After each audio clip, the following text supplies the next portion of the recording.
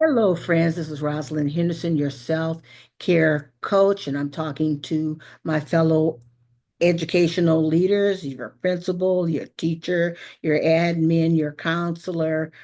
I'm talking to you because I am fully aware as a teacher, former teacher of 30 years, how stressful and how much of a struggle it can be to live a work-life balance. But I also want you to know that you have agency.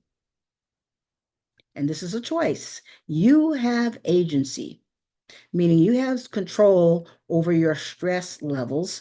If you're putting yourself on the top of the to-do list instead of normalizing and living with those headaches, those stress symptoms, the headaches, the insomnia, the depression, the digestive issues.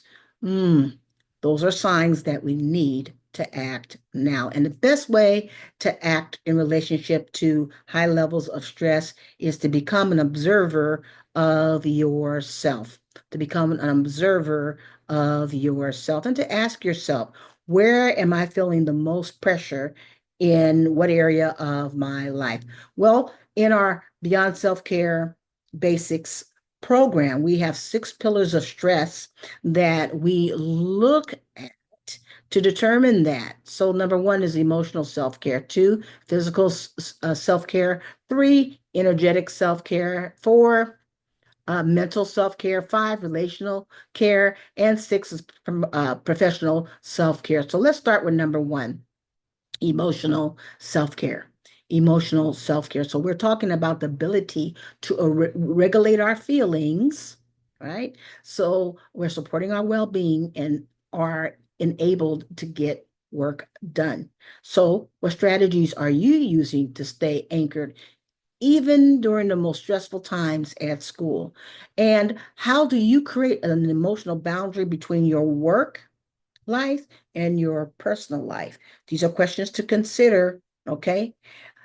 Number three, what role do relationships with mentors and friends and colleagues, what part does that play in your emotional health? Let's move on to physical self-care. Are you doing those 7 to 9 hours of sleep? Are you eating properly? Are you getting hydrated? So much to say on that topic.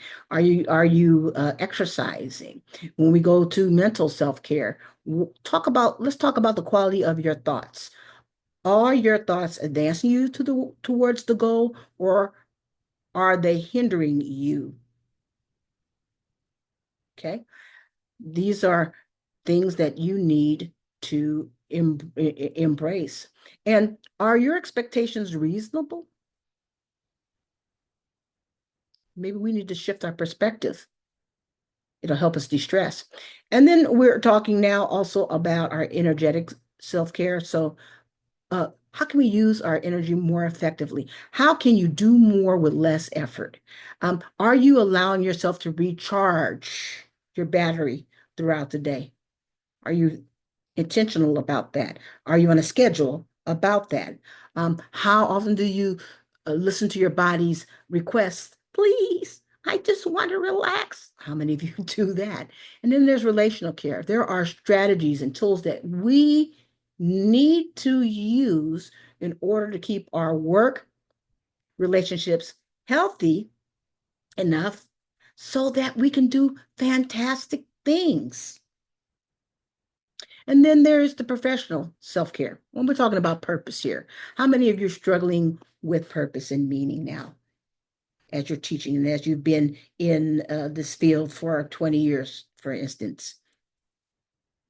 Is it hard to get out of bed now? Are you thinking what I do really doesn't matter? Are you aligning the things that you love to your position? Boredom is a awful, awful, nasty stressor.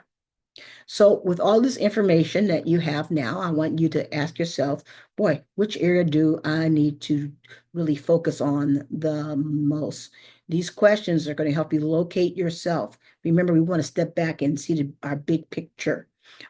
So, it might also move you to do something, come on, at least 5 minutes a day towards what? Reducing your stress. Remember, you need to be on the top of the to-do list. So maybe you will go ahead and start that exercise program. It's going to help your physical body and it's also going to help your emotional self. Just maybe it's time for you to create some really interesting lessons that um, is going to spark your interest as you're fulfilling the standards. Maybe you're going to start meditating, okay, so that you're learning to regulate your emotions, whatever it means. You're going to take action because agency starts with you. You have more control over your stress levels than you believe. And it's on us to embrace rather than to abandon ourselves. Until next time, peace and blessings.